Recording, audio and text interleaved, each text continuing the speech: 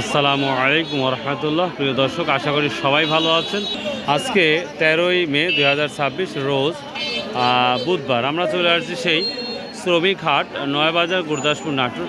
আজকে আমরা দেখব যে শ্রমিকের কী মূল্য যাচ্ছে, দাম কমেছে কি না বেড়েছে, সেটা নিয়ে আমরা আলোচনা করব। আমরা অন্য দিনের তুলনায় আজকে শ্রমিকটা বেশি দেখতে পাচ্ছি। বিক্রি হয়েছেন? আসসালামু আলাইকুম, কেমন আছেন ভাই? আলহামদুলিল্লাহ। বিক্রি কি হয়েছে না আজকে? বিক্রি এখনো হয়নি ভাই, কামের পরিস্থিতি খুব ভালো না। কেন? কিছুদিন আগেও তো ভালো একটা দাম দেখলাম। কামের রেটটা যে রেটে কাজ করতেছি, এই রেটে কাজ করে আমাদের কোনো। এখন বর্তমান সর্বোচ্চ রেটটা কত যাচ্ছে? সর্বোচ্চ রেট 600 টাকা। 600 টাকা, তখন 800-900 কমে 600 আসছে। এটাই ধান কাটা না অন্যান্য কাজ? ধান কাটা আছে, আপনার ভুট্টা তোলা আছে।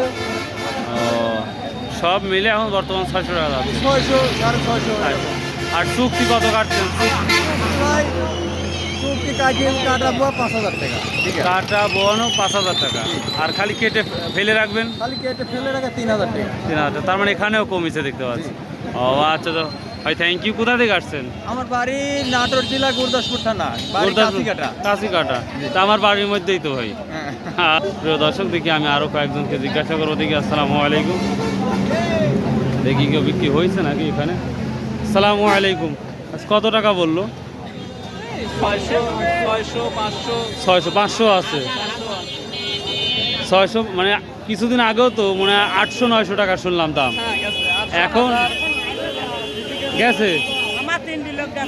ও সকালে গেছে, খুব কম গেছে, বুঝতে পারছি। আর মানে লেভেল বাজার হচ্ছে 500-600। আর চুক্তি ধান ঠিক নাই, বিভিন্ন ও অবস্থা বুঝি ব্যবস্থা।